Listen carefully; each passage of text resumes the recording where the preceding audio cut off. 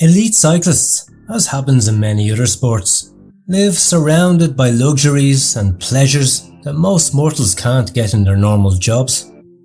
This results in some of them not knowing how to manage their money, and they can end up burning it on drugs to which they can become so addicted that they end up in a very bad way. Take this video as an example of what you or your children should not do if you become a professional cyclist. And now, without further ado, let the show begin. Jose Maria Jimenez, El Chava, the greatest rock star in the history of Spanish cycling, had everything to succeed. A great climber, capable of performing authentic exhibitions in his fetish race, the Vuelta a España, Ernesto Chava Jimenez wanted above all to please the fans, since he knew that by attacking in the mountains, he would get more support and favour from the press than behaving on the road as a mediocre Enric Mas does nowadays. This brought him great successes in his professional career, such as being the first winner on the popular Angleroo stage, arguably the toughest and steepest mountain finish in Europe in 1999, where he took advantage of the fog to ultimately beat Russia's Pavel Tonkov in suspicious circumstances. However, these successes were also accompanied by disastrous failures, such as in the 2000 Tour de France, when after being the best climber behind Lance Armstrong in the Gringo Massacre at Hautacam, he burnt his entire team on the ramps of the Mont Ventoux to be left behind in the early stages of the climb, according to gossip, after several hours of partying the night before. Numerous testimonies assure us that his addiction to hard drugs resulted in his escape from bicycles and his very early death at only 32 years of age, caused by an embolism. Because being handsome, popular, and one of the best in your discipline is not for everyone. Frank Vandenbroucke and Philippe Gaumont, two real beasts of professional cycling, especially the Belgian, who had everything to succeed in this sport thanks to his talent and performances in all types of terrain and conditions, and who, in 1999, was at the highest point that a cyclist could achieve. However, these two men, who met at Cofidis, soon became strange drug addiction partners in the nights of the Lille team's training camp. They would get high on a bizarre combination of sleeping pills and cocaine that would make Juanjo Lobato's latest Jumbo cocktails pale in comparison. Gaumont himself claimed that such a mixture allowed both riders to stay awake for hours and behave like true madmen on and off the road. Vandenbroucke left his lifelong wife, with whom he had just had a child, to win the Liège-Bastogne-Liège, lose the Cycling World Championships due to an absurd crash, and to marry a Saeco team stewardess months later. He tried to return to the top of cycling after falling into drugs with Ferretti and Lefebvre's teams, but failed and ended up dead in an African hotel in 2009. The same fate befell Gaumont, and he did it 4 years later, after confessing to the dirty doping of the Cofidis team and their strange mixtures of drugs that they got hooked on. Chad Gerlach. Even in the supposedly most agreeable stables, there are the most pathetic cases of doping.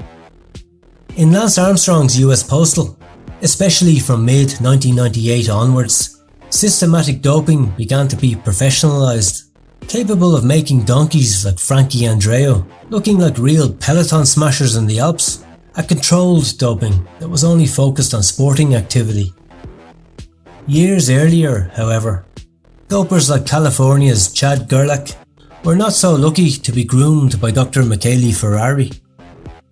During his first 2 seasons as a pro with US Postal, Chad won such prestigious events such as the Nevada City Classic and even won a stage of the prestigious Tour of China.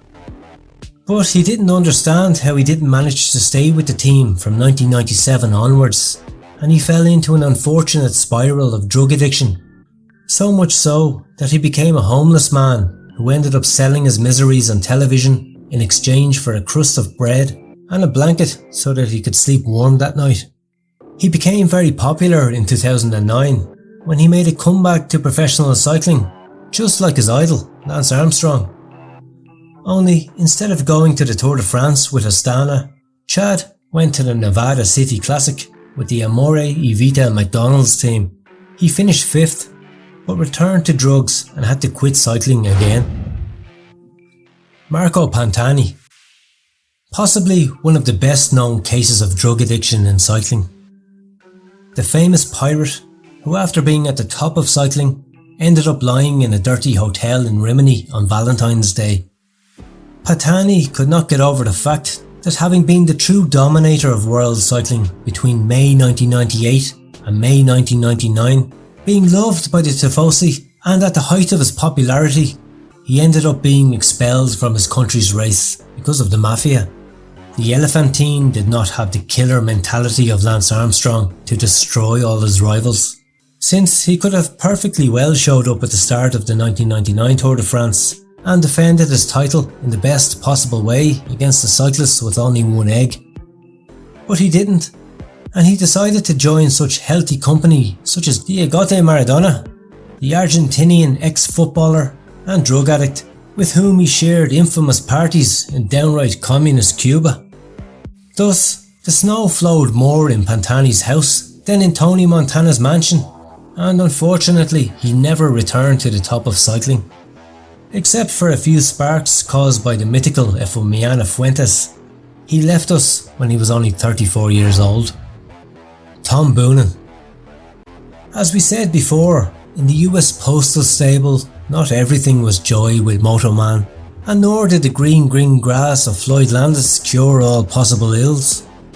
There were also cases of young people who did not know how to handle fame well, such as the legendary Belgian classicomaniac Tom Boonen, multiple winner of Paris-Roubaix, Tour of Flanders, and even world champion in road cycling.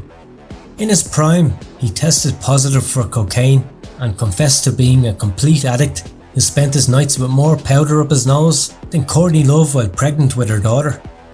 And not only that, but he was also a drug dealer who passed his substance to other fellow cyclists, promoting healthy living in professional sport. He was threatened with prison, and Boonen got cold feet for good, quitting cocaine, supposedly for good, and returning to the top of cycling. Like any credible story that we bring you on the channel. Jan Ullrich. Although still alive, the world of sport is still in awe of Uli, Pantani's rival in that 1998 Tour, who was capable of being the best time trialist in the world, winning Olympic and world gold, and at the same time drinking beer like Homer Simpson himself in his time off as his main hobby. After several accidents during his professional career, his highlights with drug addiction have been given to us after retiring, when problems with women turned him temporarily into a totally despicable being, capable of leaving almost in the grave a woman who sells herself for money, and smoking 3 cigarettes at the same time, simply to alleviate the desire to continue taking drugs. Fortunately, Lance Armstrong did something good for once, and helped his former rival to try to get out of his drug addiction, which we keep hearing about from time to time. Let's hope to see him in one of his last public appearances, giving away one of his bikes as a pro to Ukrainian war children. Maybe then he won't be just another dead man on this unseemly list.